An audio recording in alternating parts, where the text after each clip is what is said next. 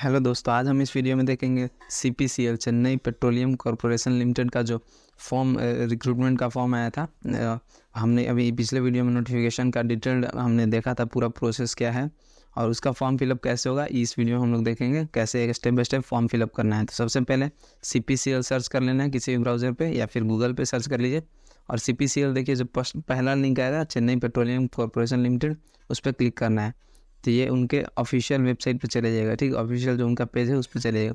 यहाँ करियर्स का जो ऑप्शन दिया हुआ है देखिए, यहाँ पे हिंदी के बगल में करियर्स पे क्लिक करना है। उस पर क्लिक करने के बाद देखिए करियर्स के नीचे क्लिक है टू अप्लाई ऑनलाइन आ रहा है, ठीक है। तो उस पर क्लिक करना है हम लोग को। तो ये नया पेज खुल गया।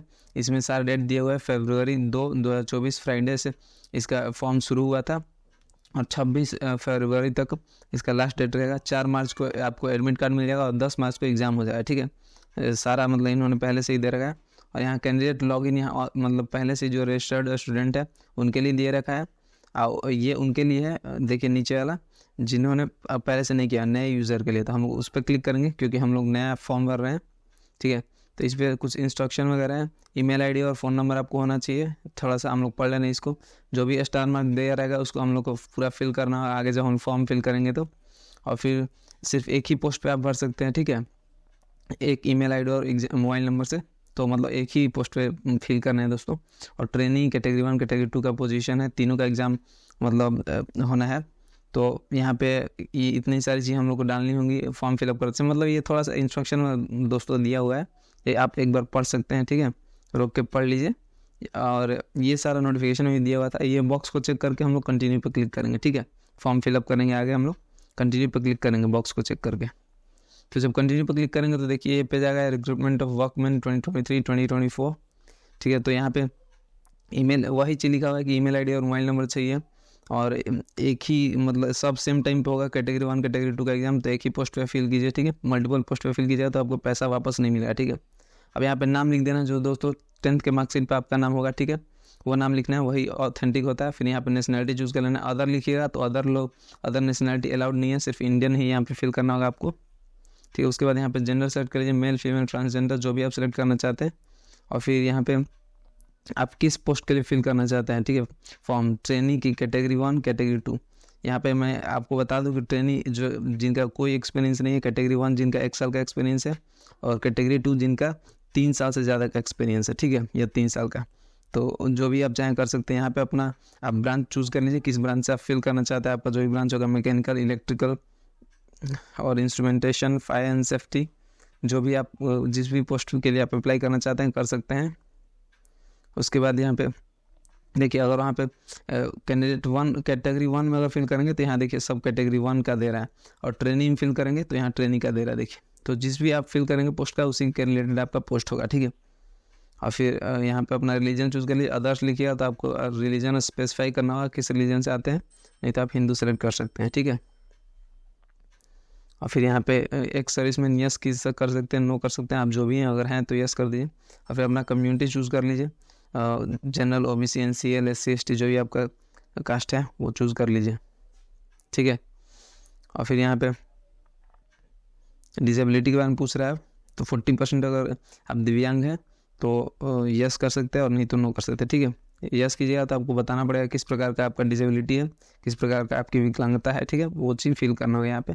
नो कर दीजिएगा तो कुछ नहीं आपको फिल करना होगा। फिर यहाँ पे डेट ऑफ बर्थ सेलेक्ट कर लेना है, ठीक है। यहाँ डेट ऑफ बर्थ सेलेक्ट कर लेना है, यहाँ से मंथ सेलेक्ट कर लेना है, यहाँ से ईयर सेलेक्ट कर लीजिए पहले, फिर यहाँ से मंथ सेलेक्ट कर लीजिए और फिर आप सेलेक्ट करके यहाँ पे डेट ऑफ बर्थ फिल कर दीजिए।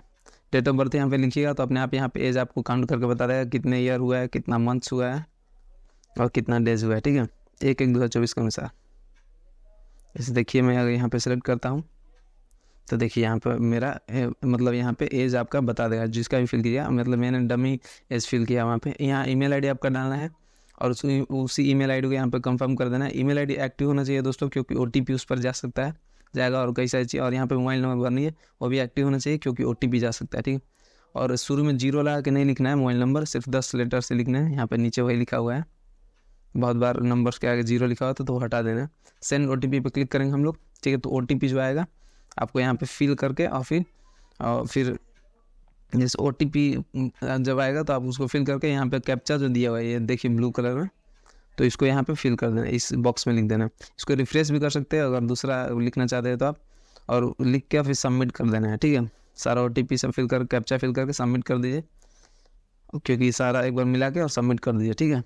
और उसके बाद आप इस पेज पे आ जाइएगा, जो नेक्स्ट पेज है आपका रजिस्ट्रेशन कंफर्मेशन का। इस पेज में आपको यहाँ पे मतलब रजिस्ट्रेशन थैंक्स चेन्नई मतलब CPCL की तरफ थैंक्स का आएगा। फिर यहाँ पे आपका यूज़र ID लिखा हुआ रहेगा और पासवर्ड लिखा हुआ रहेगा, ये आपको लिख लेना है एक जगह, क्योंकि आगे ये काम देने वाला है, ठीक है।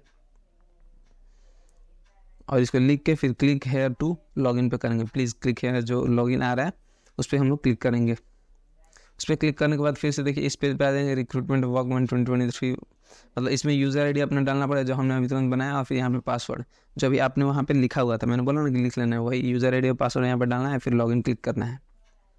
उसके बाद यहाँ पे फिर से चेंज पासवर्ड का एक ऑप्शन आ रहा है, आपको चेंज पासवर्ड करना पड़ेगा जो अभी आपको उसने दिखाया था। तो अभी जो आपने पासवर्ड वहाँ से लिखा आपने कॉपी पर, मैंने अभी बोला, तो वो ओल्ड पासवर्ड में लिख देना, और नया पासवर्ड आपको खुद से बनाना है, ठीक है।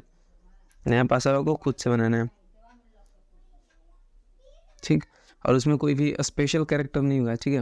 इससे केवल कैपिटल लेटर, स्मॉल लेटर ये सब हो सकता है, या फिर नंबर्स हो सकते हैं, ठीक है। देखिए पासवर्ड शुड भी अल्फा न्यूमेरिकल नहीं, मतलब ABCD होना चाहिए और फिर नंबर्स होना चाहिए, बस। उसमें @ वगैरह कुछ नहीं लगाना है।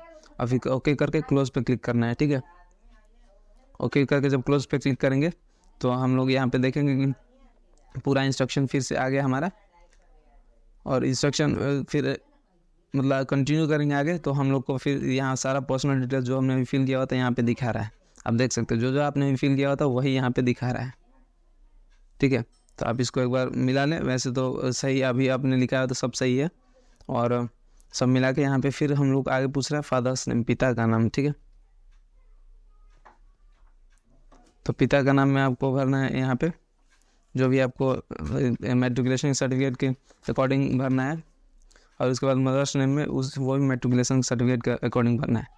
यहाँ पे मैरिटल स्टेटस बार देना है, मैरिड है सिंगल, फिर अपना लैंग्वेज चूज़ कर लेना है। मदर टंग मतलब लैंग्वेज होता है, ठीक है, मतलब मातृभाषा। आप हिंदी चूज़ कर सकते हैं। और फिर यहाँ पे ID प्रूफ देना पड़ेगा, ड्राइविंग लाइसेंस या पैन कार्ड या फिर पासपोर्ट या फिर वोटर ID। आधार कार्ड का ऑप्शन नहीं है यहाँ दोस्तों, जैसे पैन कार्ड भी आप चूज़ कर सकते हैं, ड्राइविंग लाइसेंस भी आप चूज़ कर सकते हैं, जो भी करना है कर सकते हैं, ठीक है। यहाँ पे उसका नंबर देना पड़ेगा, ठीक है, जैसे पैन कार्ड का नंबर यहाँ पे आपको देना पड़ेगा। मैंने यहाँ पैन कार्ड चूज़ किया है, तो फिर यहाँ पे एड्रेस लिखना है। आप परमानेंट एड्रेस लिख दीजिए, विलेज, पोस्ट, पुलिस स्टेशन वगैरह लिख दीजिए। फिर अपना स्टेट चूज़ कर लीजिए और यहाँ पे डिस्ट्रिक्ट चूज़ कर लीजिए, और फिर यहाँ पे तालुका यहाँ लिख दीजिए, ठीक है। यहाँ पे सिटी लिख दीजिए, फिर यहाँ पे अपना पिन कोड लिख दीजिए। और अगर आपका अभी का एड्रेस सेम है जो कि परमानेंट एड्रेस है तो उस बॉक्स को चेक कर दिए, आपको सेम होगा। अगर डिफरेंट है आपको यहाँ फिर से फिल करना होगा परमानेंट एड्रेस, स्टेट वगैरह, और फिर मतलब डिस्ट्रिक्ट, तालुका, सिटी और पिन कोड सब चीज़, ठीक है। और फिर उसके बाद 7 कंटिन्यू पर क्लिक करना है। 7 कंटिन्यू पर क्लिक करने के बाद हम लोग को देखिए एकेडमिक डिटेल्स का फिल करना है। पर्सनल डिटेल्स हमने फिल कर लिया, तब एकेडमिक डिटेल्स वाले पेज पे आ गए हम लोग। और यहाँ पे इसको चेक कर देना है, आपको जो भी ब्रांच है उस हिसाब से आपका पोस्ट के बारे में लिखा हुआ है और कितना आपका मिनिमम मार्क्स होना चाहिए, 60% होना चाहिए, वो ये बात बोल रहा है। तो 60% है तो फिर आप उसको कर दीजिए। और फिर बोर्ड यहाँ पे सेलेक्ट कर लीजिए, जैसे matriculation board, Tamil Nadu board, CBSE जो भी है। अब जैसे किसी को एक यहाँ पे जैसे किसी को अगर CBSE एकेडमिक डिटेल्स में सब पहले फिल करना है, तो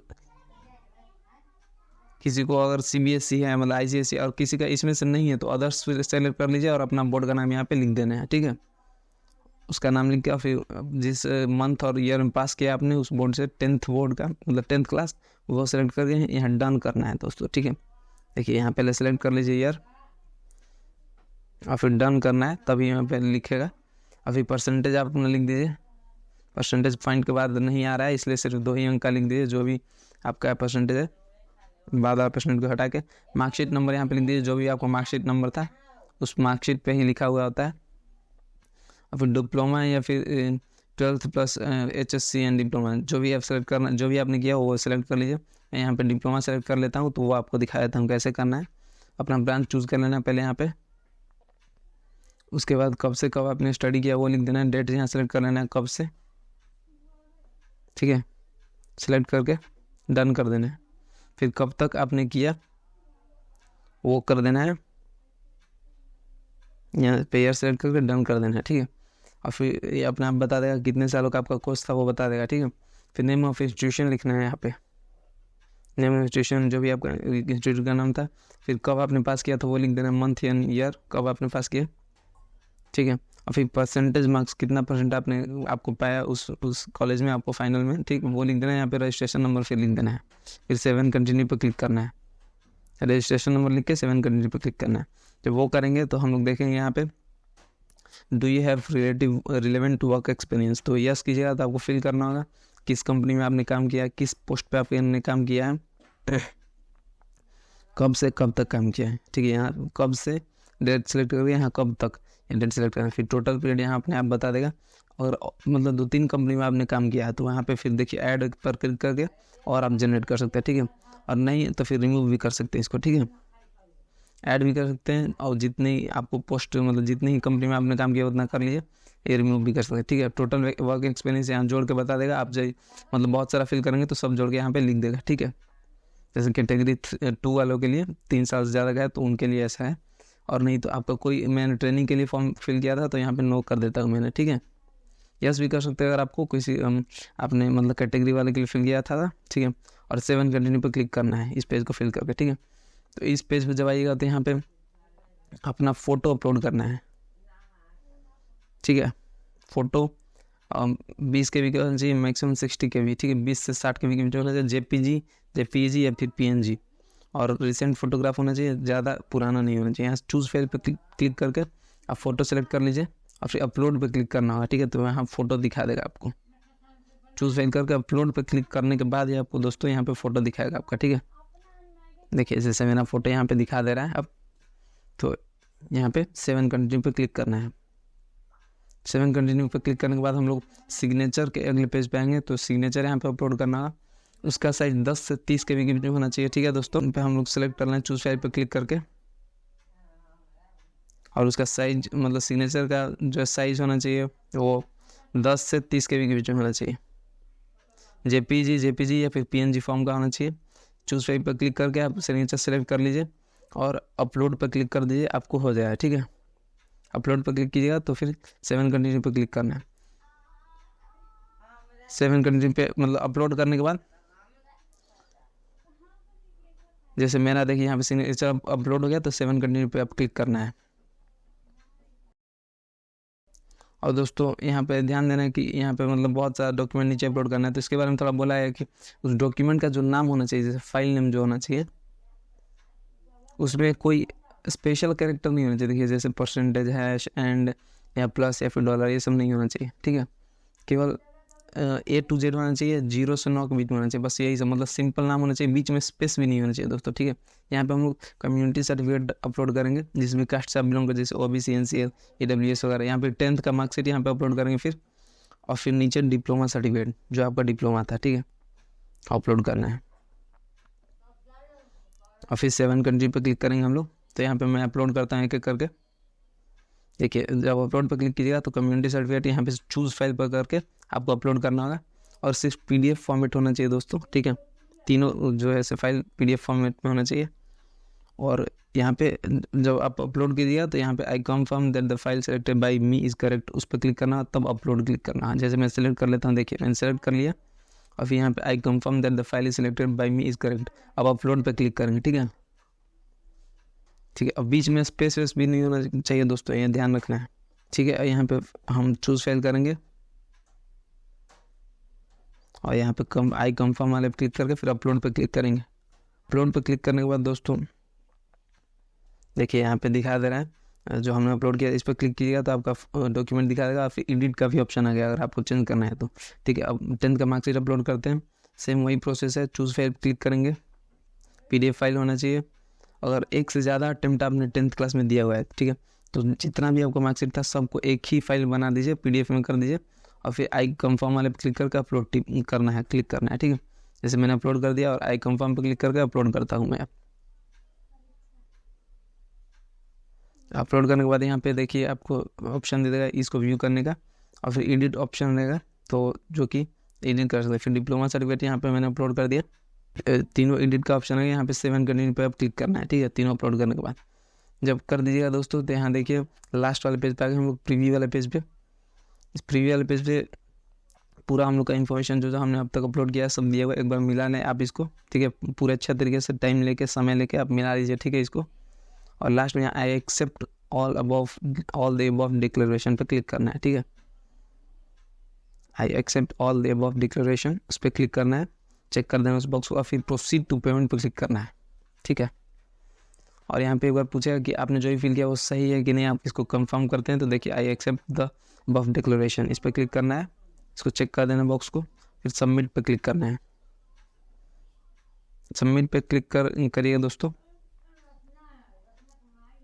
तो देखिए पेमेंट का पेज आ गया। थोड़ा सा टाइम ले रहा है दोस्तों, वेबसाइट बहुत टाइम ले रहा है, बहुत स्लो चल रहा है अभी, ठीक है। तो यहाँ पे 500 एप्लीकेशन फ़ी है, मेक पेमेंट पर क्लिक कीजिएगा तो आपका पेमेंट वाला पेज आ जाएगा।